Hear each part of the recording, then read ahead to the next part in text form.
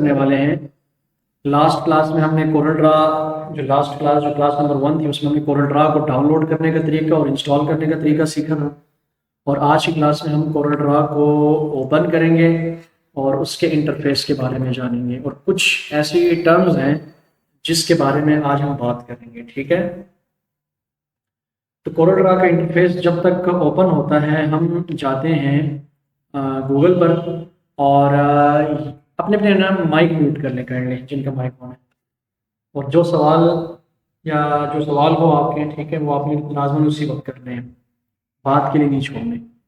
तो यहाँ पर जब तक कोरल ड्रा ओपन होता है तो बल्कि ओपन हो चुका है तो हमने क्या करना है, प्लस को साइड में रखते हैं। यहाँ पर मैं लिखने वाला हूँ वेक्टर ग्राफिक्स। मैंने क्या लिखा? Vector graphics. ग्राफिक का तो ऑलरेडी आपको आइडिया है, तो ये वेक्टर ग्राफिक्स क्या चीज़ है? ये जो लफ्ज़ यहाँ पर ना वेक्टर आया है ना, तो वेक्टर का मतलब ये है कि जैसे एक ये परिंदा है, जैसे एक परिंदे की तस्वीर में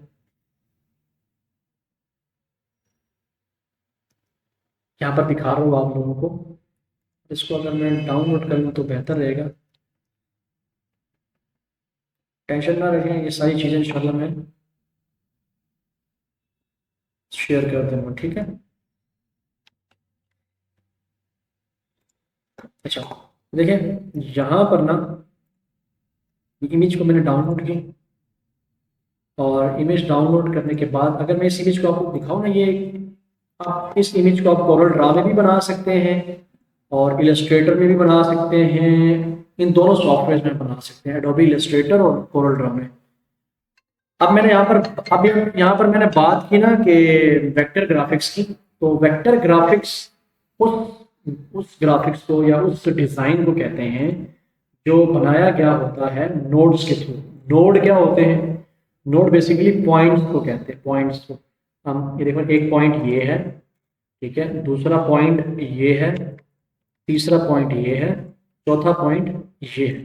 तो इन यहाँ पर बेसिकली अभी आपको 1 2 3 4 पॉइंट्स नज़र आ रहे हैं, तो इन्हीं पॉइंट्स को हम क्या कहते हैं? नोड्स। और इन नोड्स को हम नीचे इनके हैंडल्स के थ्रू अगर इन नोड्स की शक्ल हम चेंज करें, एंगल चेंज करें, तो इस परिंदे का ओवरऑल बॉडी का स्ट्रक्चर चेंज हो जाएगा। तो इसी को ही कहते हैं वेक्टर ग्राफिक्स। वेक्टर ग्राफिक्स उन ग्राफिक्स को कहते हैं जो नोड्स के थ्रू बनाए गए होते हैं और उसके पिक्सेल्स बड़े हाई लेवल होते हैं। तीसरी प्रॉपर्टी ये होती है कि उसको हम उसकी बॉडी के या उसकी ओवरऑल स्ट्रक्चर को हम चेंज कर सकते हैं। बॉडी के ओवरऑल स्ट्रक्चर को हम चेंज कर सकते हैं। तो ये इस तरह की चीज़ों को हम कहते हैं वेक्टर ग्राफिक्स। और इसके पिक्सेल्स खराब नहीं होते, मतलब इसको जितना आप जूम करो ना, मतलब उस कोरल ड्रा के सॉफ्टवेयर के अंदर, तो ये खराब नहीं होगा। और जब हम इसके बरक्स एक और ग्राफिक है जिसको हम कहते हैं रास्टर ग्राफिक्स। इसको क्या कहते हैं? Raster graphics.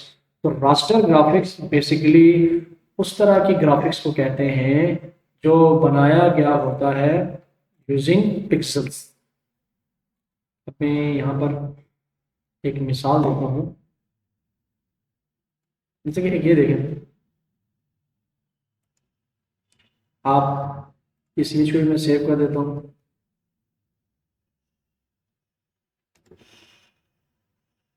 और इसको हम ओपन कर देंगे।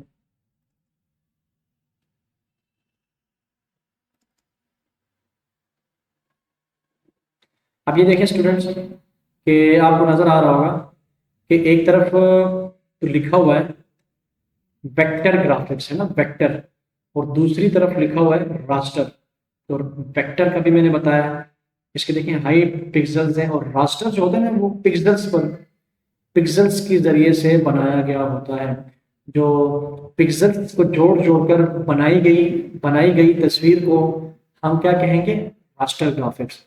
और नोड्स के थ्रू बनाई गई तस्वीर को हम कहते हैं वेक्टर ग्राफिक्स।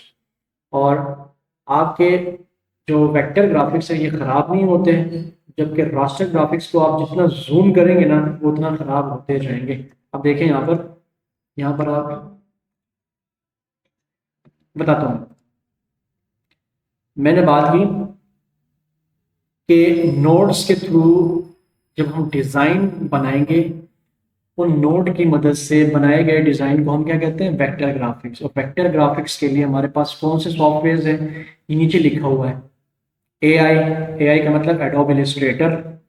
ईपीएस, ये भी एक फाइल का नाम है। एसवीजी वेब के लिए, पीडीएफ, सीजीएम, ठीक है। और एक सीडीआर, सीडीआर कहते हैं कोरल ड्रा की फाइल। तो ये बेसिकली अभी हम दो पढ़ेंगे, सीडीआर फाइल मतलब कोरल ड्रा की फाइल, और एआई की फाइल। बेसिकली इन दोनों के अंदर हम कौन सी ग्राफिक्स बनाते हैं, वेक्टर ग्राफिक्स। मतलब कि इलस्ट्रेटर के अंदर और सीडीआर के अंदर हम पॉइंट्स के थ्रू जिनको हम कहते हैं नोड्स, तो पॉइंट्स और नोड्स के थ्रू हम जो भी चीज़ ड्रा करेंगे, चाहे वो सर्कल हो, चाहे वो डब्बा हो, तो उसको हम क्या कहते हैं, वेक्टर ग्राफिक्स। वो वेक्टर ग्राफिक्स हम चेंज कर सकते हैं डायरेक्टली।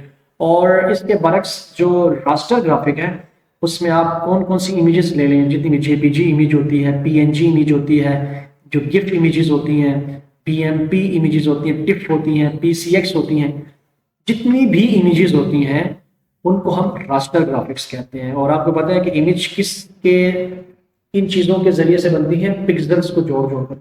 अब ये जो एक आपको एक ब्लॉक नजर आ रहा है ना, इस एक ब्लॉक को हम क्या नाम देते हैं, दिस इज कॉल्ड पिक्सल। तो इस तरह एक पिक्सल, दो तीन पिक्सल्स मिलकर ना कोई एक मजमूई शक्ल बनाते हैं, या वो तो सर्कल बन जाता है, या तो वो आपका रेडियस बन जाता है, कुछ भी आप बना लें, रेक्टेंगल बन जाएगा, ट्राइंगल बन जाएगा, कुछ भी आप उससे बना लें।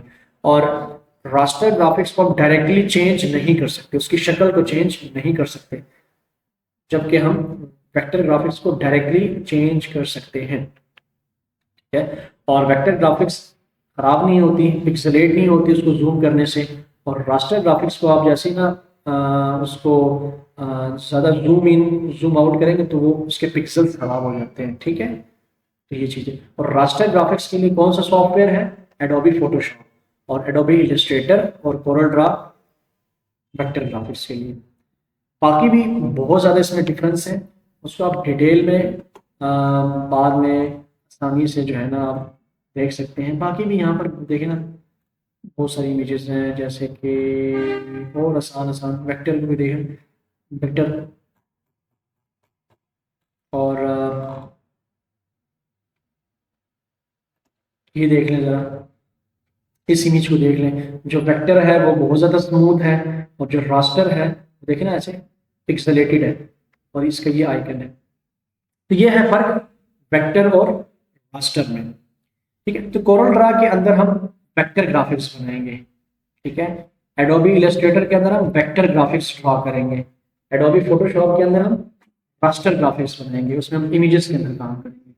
तो सबसे पहले यहाँ पर आप एक जो कमांड है, कमांड का नाम है कंट्रोल एन इंटर, या कंट्रोल एन। जब हम अपने शॉर्टकट कमांड से हम प्रेस करेंगे कंट्रोल एन, तो आपके पास ना एक किस तरह का पॉपअप बॉक्स है, इसको हम कहते हैं डायलॉग बॉक्स ओपन हो जाएगा।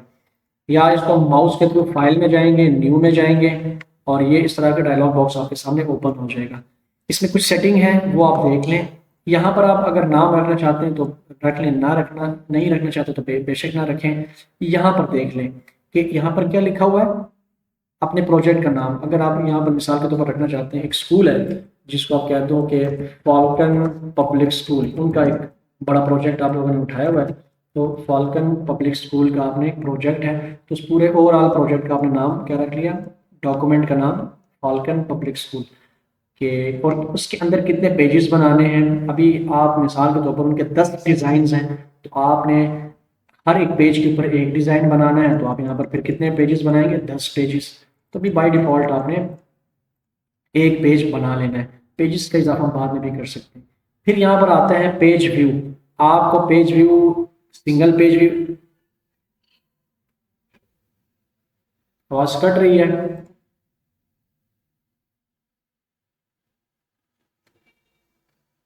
ठीक तो है। तो यहाँ पर आ रहा है मल्टीपल पेज व्यू और सिंगल पेज व्यू। तो मैं यहाँ पर ना क्या रखूंगा, पेज व्यू सिंगल, ठीक है। आप लोगों ने अपने डॉक्यूमेंट का नाम रखना है, प्रीसेट को कस्टम ही रखना है, इसके अंदर कोई छेड़खानी नहीं करनी है। नंबर ऑफ पेजेस एक ही रखने हैं, सिंगल पेज व्यू रखना है। यहाँ पर ना नज़र आ रहा होगा आपको प्राइमरी कलर मोड, तो आपने हमेशा ये याद रखना है कि दो किस्म के ना जनरली मेजर मेनली मोड्स होते हैं कलर्स के। कौन से? CMYK मोड और RGB मोड। ठीक है, इसको भी आप गूगल सर्च कर सकते हैं कि CMYK क्या होता है। ऐसे CMYK वर्सेस RGB। RGB का तो आप लोगों को आइडिया होगा, रेड ग्रीन ब्लू। आप लोगों ने ये भी पढ़ा होगा कि हमारी स्क्रीन के अंदर जितने भी कलर्स नजर आ रहे हैं वो RGB कलर्स होते हैं। ठीक है, अगर मैं तो हमने बात की RGB और CMYK की ना। अभी मैं जब प्रोजेक्ट बना रहा था अपने न्यू डॉक्यूमेंट को, यहाँ पर देखें दो प्राइमरी कलर मोड्स लिखे हैं, CMYK और RGB। तो ये CMYK, इसको भी आप लोग वैसे गूगल पर सर्च कर लेना, बाद में इसको डिटेल में पढ़ेंगे कि CMYK कलर्स कौन से होते हैं और RGB कलर्स कौन से होते हैं। तो मैं अगर गूगल पर वैसे ही मैंने लिख लिया CMYK कलर कौन से होते हैं, तो CMYK ये वाले होते हैं। ये जो कलर होता है ना, ये वाला सी से बनता है सियान। ठीक है, एक सियान जो कलर होता है, ये आसमानी कलर का, थोड़ा सा लाइट आसमानी कलर का कलर होता है, उसको सियान कहते हैं। एम से बनता है मैजेंटा कलर। ठीक है, और उसको पर्पल कलर भी कह सकते हैं। और वाई से बनता है येलो। और के जो होते हैं कॉन्स्टेंट कलर होते हैं। इन तीनों को मिलाकर एक ब्लैक कलर बन जाता है कॉन्स्टेंट, तो ये बन जाते हैं CMYK। और दूसरी तरफ होता है RGB कलर्स, मतलब कि रेड ग्रीन ब्लू कलर्स। तो CMYK कलर्स हम उन डिज़ाइंस के अंदर इस्तेमाल करेंगे जो कि प्रिंटेड डिज़ाइन होते हैं। मिसाल के तौर पर उन डिज़ाइन जिन्होंने इन फ्यूचर प्रिंट कराना है हमने, मिसाल के तौर पर पोस्टर्स, पैनाफ्लेक्स और स्टेशनरी पैकेजिंग डिज़ाइन। तो ये जितनी भी चीज़ें जो प्रिंट होंगी, उन डिज़ाइंस के अंदर जो कलर का मॉडल इस्तेमाल करेंगे वो कौन सा मॉडल होगा? CMYK model. और CMYK मॉडल हम उसके अंदर इस्तेमाल करेंगे। और ऐसे डिज़ाइन जिनका हमने प्रिंट नहीं निकालना बल्कि फॉर सोशल मीडिया, हमने उसको यूट्यूब पर पोस्ट करना है, वेबसाइट पर पोस्ट करनी है, या फेसबुक पर, इंस्टाग्राम पर, टिकटॉक पर, कहीं भी। तो इस तरह के डिज़ाइंस के अंदर हम कौन से कलर इस्तेमाल करेंगे? मतलब कि स्क्रीन कलर्स, जो स्क्रीन डिज़ाइन है स्क्रीन की हद तक रहेंगे, तो उन डिज़ाइन के अंदर हम RGB कलर इस्तेमाल करेंगे। तो आपने सोच समझ के यहाँ पर CMYK या फिर RGB को रख लें। तो अभी मैं यहाँ पर CMYK को रख, ठीक हो गया। बाकी डायमेंशंस के अंदर आप आए तो पेज का साइज आपने हमेशा यहाँ पर A4 रख लेना है। ठीक है, जो कि मोस्ट कॉमनली यूज पेपर है A4। वैसे तो पेज के बहुत सारे साइजेज हैं। यहाँ पर हमेशा मेजरमेंट यूनिट आपने इंचेस रखना होगा। जब भी कोरल ड्रा के अंदर काम कर रहे हो तो मिलीमीटर मत रखिएगा, उसमें पजल हो जाएंगे। तो आपने हमेशा यहाँ पर इंचेस रखना होगा। ठीक है, बाकी A4 की विड्थ आपको बता देंगे कि इसकी विड्थ इतनी है और उसकी हाइट इतनी है।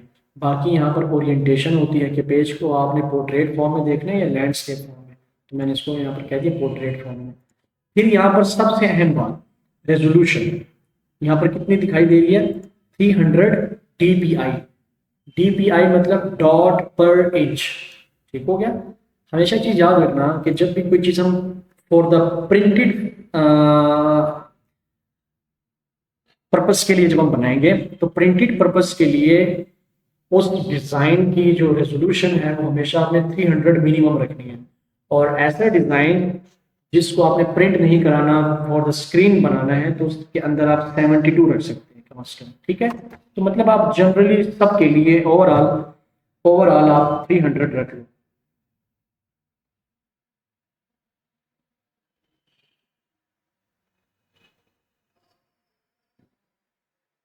बात समझिए, तो ये उस रेजोल्यूशन को बताता है कि जो आपके जो आपके जो आपके ना ये डिज़ाइन के अंदर बताता है डॉट पर इंच। इस तरह से आप बता दो कि मैं इसको कैसे समझाऊं आसान अल्फाज में। 300 dpi मतलब ये है कि 1 इंच के अंदर, मिसाल 1 इंच, मिसाल के तौर पर स्क्वायर इंच अगर हम देखें, यहाँ से लेकर जो यहाँ तक का एरिया है ये 1 स्क्वायर इंच बन रहा है। ठीक है, 1 इंच एरिया बन रहा है। तो इसके अंदर हमने 300 डॉट्स लेने हैं। 300 डॉट्स। ठीक है ना, 300 डॉट्स का मतलब यह है कि वो डॉट्स मिल मिल मिल मिल कर एक वेक्टर ग्राफिक्स बनाएंगे। इसकी मिसाल आप यूं ले लें, तो जितने डॉट्स आपके ज़्यादा होंगे उतना आपका वेक्टर ग्राफिक्स ज़्यादा स्मूथ होगा। ठीक है, तो कम से कम आप इन जनरल टर्म्स आप 300 dpi डॉट पर इंच आप रख सकते हैं। ठीक है, कि 1 इंच में कितने डॉट होने चाहिए बस। आपके ग्राफिक्स को ज़्यादा निखारने के लिए। तो ये चीज़ें मैंने बता दी आपको। जब भी हम न्यू डॉक्यूमेंट बनाएंगे हमेशा आपके सामने इस तरह की डायलॉग बॉक्स ओपन होती हुई दिखाई देगी। तो उसके अंदर मेन चीज़ें मैंने जो मेन सेटिंग थी बता दी कि आपने नाम रखना है अपने प्रोजेक्ट का, बाकी कस्टम रखना है, नंबर ऑफ पेज रखना है, और ये पेज का व्यू हमेशा सिंगल रखना है, कलर का मॉडल CMYK या RGB में से CMYK रखना है। बाकी आपका जो प्रोजेक्ट के अंदर जो फाइल होगी उसका साइज़ आपने रखा पेज का A4, उसकी विड्थ हमेशा खुद सेट हो जाएगी। उसकी मेजरमेंट यूनिट आपने हमेशा, यहाँ पर बहुत सारी हैं, पॉइंट्स हैं, पिक्सल्स हैं, ठीक है, पाइकास हैं, पॉइंट्स हैं, इंचेस आपने रखने हमेशा। और यहाँ से ओरिएंटेशन इसकी वर्टिकल रखनी है। रेजोल्यूशन आपने हमेशा DPI रखनी है। बाकी यहाँ पर नीचे कलर सेटिंग है, इसको मत छेड़िएगा। और ये करने के बाद आपने क्या कर देना है, ओके। तो जब हम ओके करेंगे तो हमारी ये फाइल ओपन हो जाएगी। ऊपर देखिए फाल्कन पब्लिक स्कूल के नाम से हमारी वो फाइल बन चुकी है। समझ आ गया स्टूडेंट्स आप सबको? यहाँ तक कोई मसला या इशू?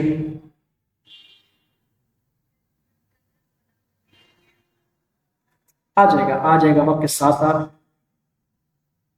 साथ साथ ये चीज़ें आ जाएंगी, ठीक है। कलर्स का अच्छा मेन हमारा आज का नहीं एजेंडा कि हमें कलर्स पढ़ लें, जब इंशाल्लाह आगे हम पढ़ेंगे डीपली समझ आ जाएगी, ठीक है। बस यूँ समझे कि दो किस्म के कलर के मॉडल होते हैं, CMYK और RGB हम उन डिज़ाइन के अंदर इस्तेमाल करेंगे जो डिज़ाइन स्क्रीन के लिए होंगे, for the TV screen, for the कुछ भी। और CMYK कलर्स हम उन डिज़ाइन के लिए। हम्म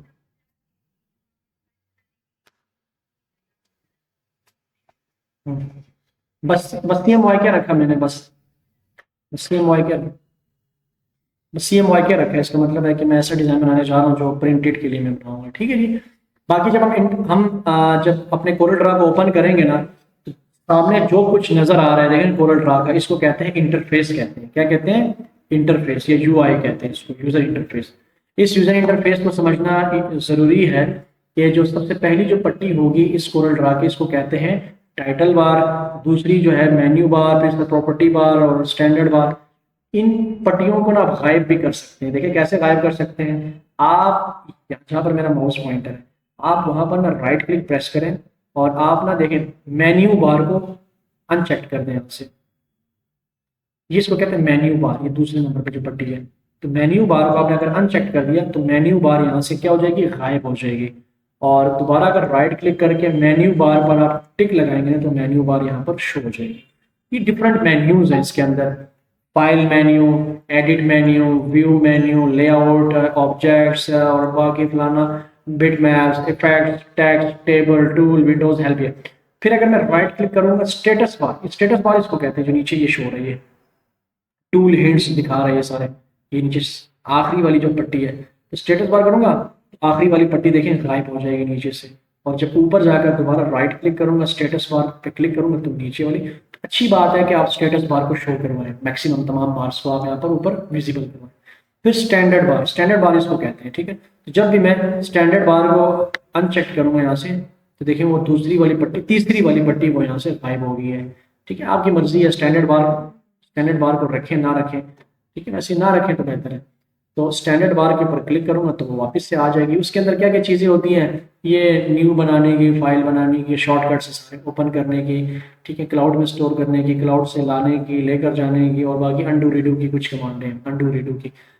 दोबारा मैं जाऊंगा यहाँ पर प्रॉपर्टी बार किसे कहती है, ये जो 1 2 3 और ये 4, चौथे नंबर पे जो ये पट्टी है, ये जो बार है, इस पूरी पट्टी को हम, जिसके अंदर ये A4 और इंचीज, यूनिट्स और ये सारी चीज़ें जो लिखी हुई है, ये देखो ये सारी चीज़ें जो लिखी हुई है, इसको प्रॉपर्टी बार कहते हैं। बार बेसिकली पट्टी को कहते हैं, ठीक है। तो प्रॉपर्टी बार से टिक हटाऊंगा, अनचेक कर दूंगा तो हमारी प्रॉपर्टी बार है। राइट क्लिक करके मैं प्रॉपर्टी बार पर टिक लगाऊंगा तो हमारी प्रॉपर्टी बार यहाँ पर क्या हो जाएगी, शो हो जाएगी। ऐसे ही जब मैं राइट क्लिक करके यहाँ पर टूल बॉक्स पर अनचेक करूंगा, क्या करूंगा, अनचेक टूल बॉक्स के ऊपर ना, ये साइड पर आपको जो टूल्स नजर आ रहे हैं, सारे जो बॉक्स नजर आ रहे हैं, ये टूल बॉक्स हमारे गायब हो जाएंगे। और जब मैं दोबारा राइट क्लिक करके टूल बॉक्स पर टिक लगाऊंगा तो हमारे टूल बॉक्स यहाँ पर विजिबल हो जाएंगे। अब बहुत सारे टूल्स हैं कोरल ड्रा के अंदर, pick tool, free hand pick tool, free transform tool. इसी तरह आप यहाँ पर क्लिक करें, shape tool, smooth, smear, twirl और अट्रैक्ट, रिपेल, स्मज, रफन और बाकी बाकी जो है ना crop, knife, knife crop, virtual segment, तो ये सारे टूल इंशाल्लाह हम सीखेंगे, ठीक है। और इन चीज़ों का इस्तेमाल करके हम ये जो है ना, ये जो परिंदे शरिंदे, इस तरह के जो ग्राफिक्स हैं, ये जो ग्राफिक्स हैं आप बनाएंगे इंशाल्लाह, ठीक है। इन्हीं टूल्स को इस्तेमाल करके, चाहे कोरल ड्रा के अंदर बनाएं ग्राफिक्स को जिगजा करके, या तो इलस्ट्रेटर के अंदर, बाकी आपकी अपनी क्रिएटिविटी है, ठीक है जी। अच्छा, फिर ना ये होगी टाइटल बार, दूसरी बार होगी मेन्यू बार, तीसरी होगी स्टैंडर्ड बार, प्रॉपर्टी बार, टूल बॉक्स, नीचे स्टेटस बार, और ये जो साइड पर ना आपको जो कलर्स नजर आ रहे हैं, क्या नजर आ रहे हैं, कलर्स। अब ये सारे के सारे कौन से कलर्स नजर आ रहे हैं, देखिए यहाँ पर CMYK के मॉडल इसके ऊपर लिखा CMYK, ठीक है। अब देखिए CMYK कलर्स है, सारे के सारे CMYK कलर्स है। इस कलर का नाम है स्प्रिंग ग्रीन, इस कलर का नाम है लाइट ग्रीन, इस कलर का नाम है केंटकी ग्रीन, ठीक है, इसका नाम है ग्रास ग्रीन, इस तरह फॉरेस्ट ग्रीन, इस तरह के डार्क ग्रीन और मॉस ग्रीन, और ये सारे के सारे ओशन ग्रीन, ये सारे ग्रीन कलर है। और बाकी जो है ना, आप ये जो एक यहाँ पर आपको नज़र आ रहा होगा इधर ऊपर, इस पर क्लिक करके जब ये प्लस आइकन बन जाएगा, यहाँ पर आप क्लिक करें तो इसको आप बाहर निकाल सकते हैं, इस कलर को, कलर वाली पूरी पट्टी को आप बाहर निकाल सकते हैं, इसकी विड्थ कम कर सकते हैं, इसकी हाइट कम कर सकते हैं। देखो ना, इसको मैं कहीं इधर क्लिक किया, इधर नीचे ले आया, ठीक है। इसकी अच्छा एक और नाम इसको लिया जाता है कलर पैलेट, यहाँ पर नाम नजर आ रहा होगा आपको, डिफॉल्ट पैलेट, ठीक है। तो ये कलर पैलेट भी कहते हैं और कलर टूल बार भी कहते हैं, ठीक है जी। ये कलर्स बार भी कहते हैं, कलर बॉक्स कहते हैं, कलर पैलेट अच्छा नाम है, प्रोफेशनल नाम है तो प्रोफेशनल टर्म्स को इस्तेमाल करें। अब ये कलर पैलेट ना आपने जो है ना इसको दोबारा यहाँ पर फिट कैसे करना है, तो आपने क्या करना है, इस कलर पैलेट को यहाँ से बिल्कुल नुकर से उठाना है, और बिल्कुल राइट साइड पर जब आप लेकर जाएंगे ना, ऐसे देखो ना, ये ऐसे आ जाएगा, और छोड़ देना है आपने ऐसे, इसको क्या कर देना है, ऐसे छोड़ देना है, इसकी विड्थ आप कम कर दें ऐसे, और वापस दोबारा उठाएं और इसको यहाँ पर पेस्ट कर देंगे, यहाँ पर ये फिट हो गया। अगर दोबारा मैं यहाँ से उठाता हूँ तो वापस बाहर आ जाएगा, और इसको मैं उठाकर अगर मैं ऊपर ले जाता हूँ, देखो ना ये जब पीछे जो ग्रिड सा बन जाता है ना, इसी ग्रिड के अंदर छोड़ दें, ये उधर ही फिट हो जाएगा। मैं कहता हूँ नहीं, उसको मैंने नीचे यहाँ पर फिट कराना है, यहाँ पर इसको सेट कराना है, तो वहाँ से उठाएं, ठीक है, यहाँ से उठाएं और इसको नीचे लें, इधर ऐसे, इधर कहीं फिट करना है, इधर कहीं फिट करना है, देखो नीचे फिट करनी है। मैं कहता हूँ नहीं, लेफ्ट पे फिट करना है, तो यहाँ से उठाएं और लेफ्ट पे ले जाए, तो लेफ्ट पे आ गए। तो बेशक लेफ्ट पे रखें, राइट पे रखें, कहीं पे भी रखें, तो वैसे ही अमूमन इसको लोग राइट पे ही रखते हैं, तो राइट साइड पे कलर्स और लेफ्ट पे सारे टूल्स, ठीक है। और कभी कभी ये भी होता है लड़कों से ना, ये डिलीट हो जाते हैं, यहाँ से क्रॉस हो जाता है, तो कलर्स फिर गायब हो जाते हैं। तो कलर्स को वापस रिट्रीव करने का क्या तरीकाकार है, आप क्या, अगर कलर गायब हो गए, मतलब कि कलर पैलेट गायब हो गया आप लोगों का, तो आपने जाना है विंडोज में, और इसकी मेन्यू के अंदर आना है, नीचे आपने कलर पैलेट लिखा होगा, तो कलर पैलेट के अंदर आकर डिफॉल्ट पैलेट हमारा कौन सा था, डिफॉल्ट पहले से जो हमने रखा था CMYK, उस पर क्लिक करेंगे तो दोबारा आ जाएगा आपको, देखिए ये वाला, और इसको दोबारा यहाँ पर रखें, हम फिट कर लेंगे, ठीक है, ऐसे उठाएंगे, इधर मैंने फिट कर दिया, ठीक है जी। ये हमारा सारे का सारा हो गया इंटरफेस कवर, कोरल ड्रा का इंटरफेस हमारा हो गया यहाँ पर कवर।